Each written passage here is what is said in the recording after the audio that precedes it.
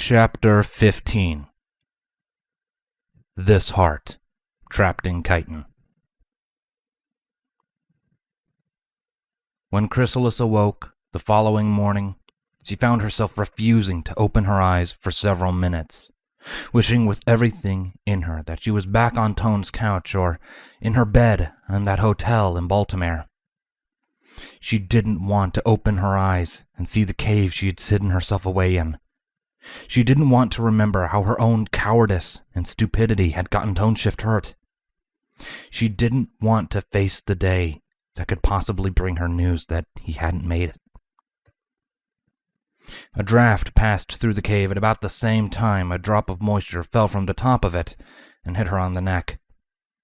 With a tired sigh, she opened her eyes and got up. The sun was just coming up over the horizon, painting the world in a soft, orange glow that was magnified slightly by a thin cloud of mist blanketing the area. This weather wouldn't be the same in Ponyville, she knew. The weather teams would make sure of that. When she had entered the cave last night, she hadn't noticed a small stream running by its entrance, trickling and flowing gently downhill towards one of the small lakes or ponds around Ponyville. Stepping toward it hesitantly, Chrysalis gazed into her own reflection. Even as broken up by the ripples as it was, the despair and exhaustion on her face was apparent in the water. She closed her eyes to think. Toneshift was hurt because I chose to run away from him. From my fear. She opened her eyes, a new resolve appearing in them. I will not run any more. If the cost of cowardice is so high, then I won't pay again. She turned a hard look in the direction she knew Ponyville to be, and set off, shifting into the form of some random Pegasus stallion in a swirl of green fire. She could cover more ground and hopefully evade suspicion this way. With a scowl, Chrysalis lifted into the air on her fake wings and set off as fast as they could carry her for Ponyville.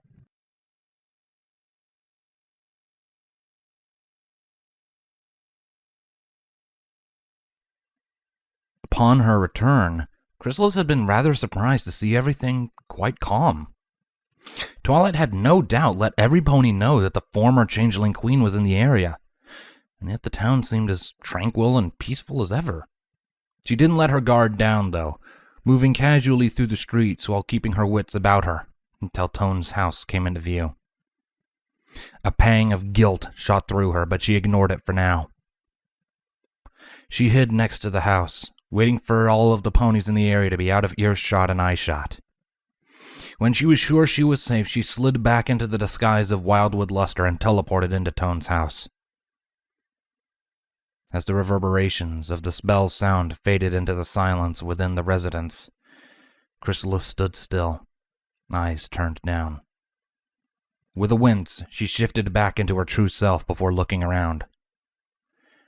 It was almost exactly the same as it had been when she left. Almost nothing had been disturbed, save for the photograph on the floor, looking like it had been dropped unceremoniously, and the note she had left for Toneshift on the floor next to it. Levitating the note to her face, Chrysalis felt a rush of guilt and then anger. Her face twisted into a self-deprecating scowl as the letter burned into cinders in an instant. Fool! She snarled at herself before turning her gaze to the photo. In her magic, she slowly brought it up to her face, her anger swiftly giving way to remorse. She had looked so happy, even though she had been forcing her smile that day. Tone was truly happy in the picture. Any pony could see that. With a shudder, Chrysalis replaced the photo on the table exactly where it should be, before lifting a hoof to touch her chest, feeling her heart beating underneath. If this heart, trapped in chitin, could not feel love for so long, then why now? Why him? Chrysalis whispered to herself, hoping for something to answer her in a way that made sense. What was it about him that makes me feel so terrible for getting him hurt? What was it that made me want him safe? She pulled her hoof away from her chest and gazed at it as if she no longer knew who she was. In truth, she was beginning to wonder if she could even recognize herself at all. And what was it about me that made him care so much? What was it that made him fall in love with me before he even knew it? Her voice began to rise in volume, shaking more and more as she continued before falling silent. What made me return the feeling? She whispered before sitting down on her haunches, closing her eyes and trying to think. It seemed like hours she spent in her own mind, trying to piece together a puzzle without pieces or consistent logic. Finally, though, just as she had begun to give up hope on figuring out, it just clicked. Her eyes snapped open, and she let out a small, quiet gasp. How naive was she? She had lived for centuries and had fed on love for her entire life. She was sustained by it, and yet she had never understood it as anything other than food. She'd never looked at it as an emotion or a feeling beyond a satisfying decrease in hunger. She had fed on the emotion for hundreds of years. Yet only now did she finally understand. Love didn't subscribe to logic or common sense. It was one of, if not the most powerful emotion ponies can feel. It drives ponies to do things that would otherwise be seen as insane or stupid for the pony they loved. It was the reason that Princess Cadence in shining armor had been able to restore their own magic so easily, and blast Chrysalis and her entire army out of Canterlot during the wedding. And now that she felt it herself, she understood why. It didn't have to make sense. It simply was. Fine, Chrysalis said with a half-smirk starting to appear on her face. I don't need to understand. Not right now. She turned for the door and changed back into luster, her face turning to a frown as she steeled herself. This was going to be the most insane thing she ever tried to do. With a deep breath to prepare herself, Chrysalis stepped forward and pushed the door of the house open. Her destination was the hospital, where Toneshift would be. I'm coming, Toneshift. I will put things right. I swear.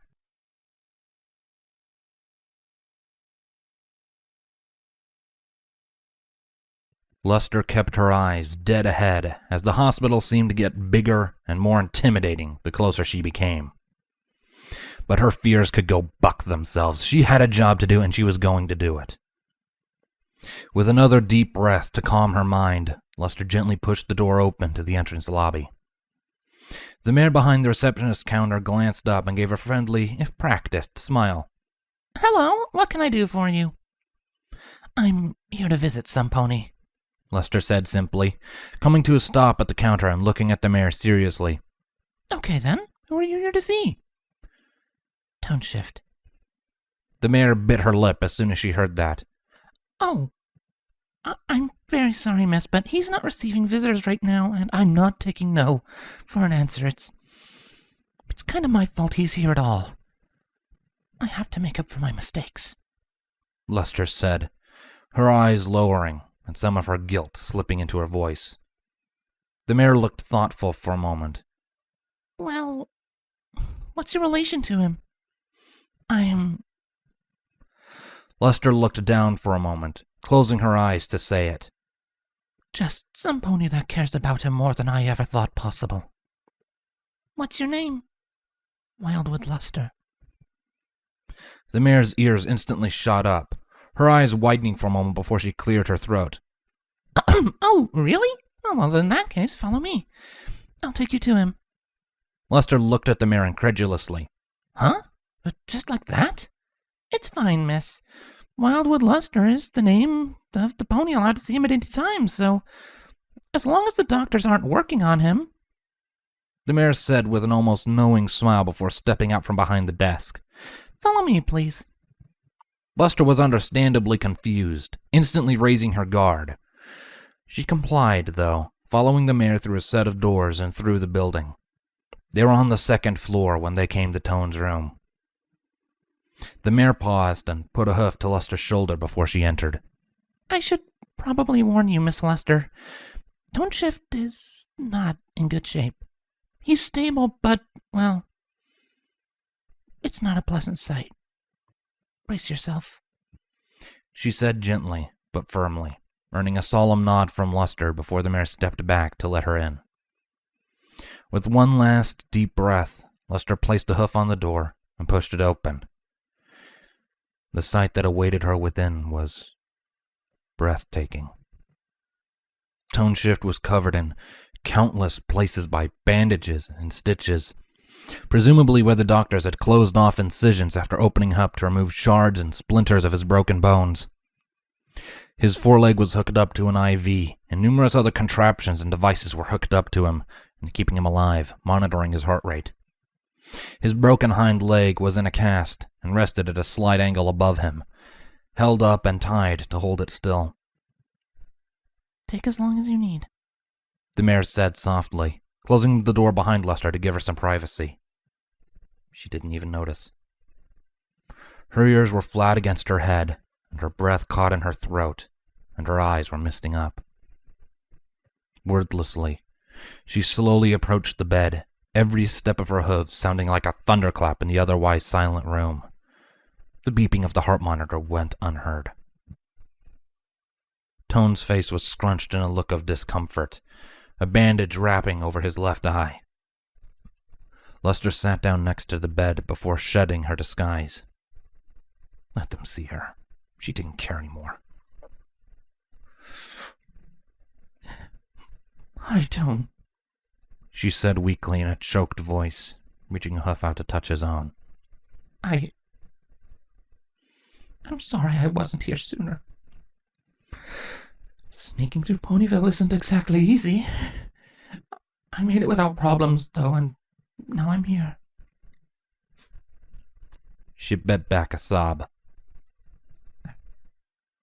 I am so sorry, Toneshift. I messed up so badly. I got you hurt because I ran away. I was a coward.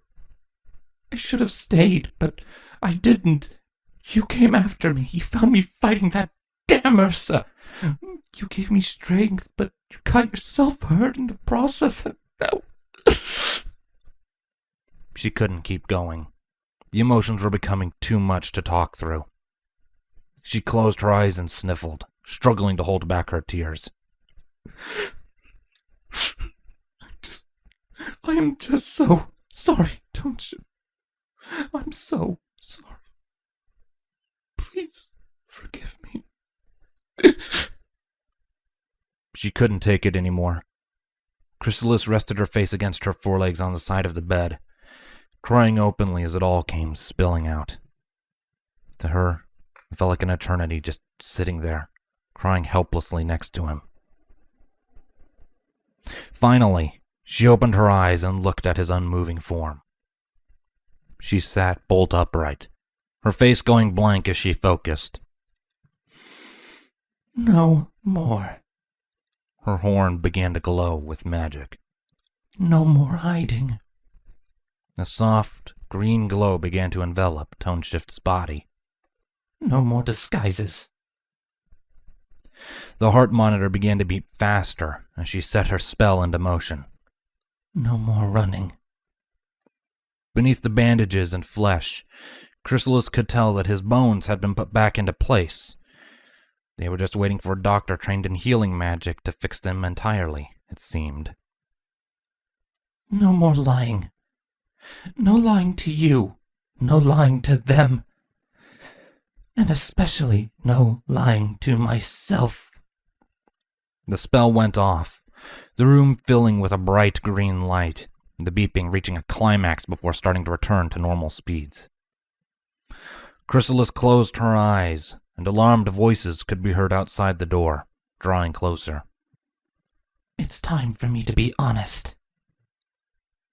The door clicked, and swung open. Chrysalis barely even glanced toward the door, her face unchanging. Hello, Queen Chrysalis, the new arrival said, closing the door behind her. Chrysalis didn't reply as Princess Twilight Sparkle came to stand on the other side of the bed, looking at her in the eye with a serious expression.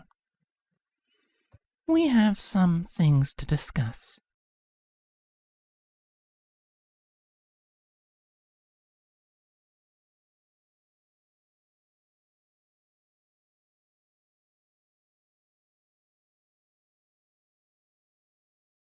Thank you very much for tuning in to this chapter of The Bug and the Herd by me.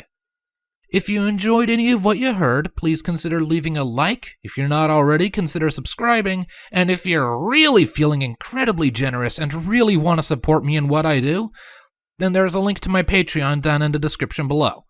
Thank you very much for any and all support, be it like, sub, favorite, whatever. It's all helpful. I appreciate it all. Thank you for tuning in. I'll see you next time. Bye-bye.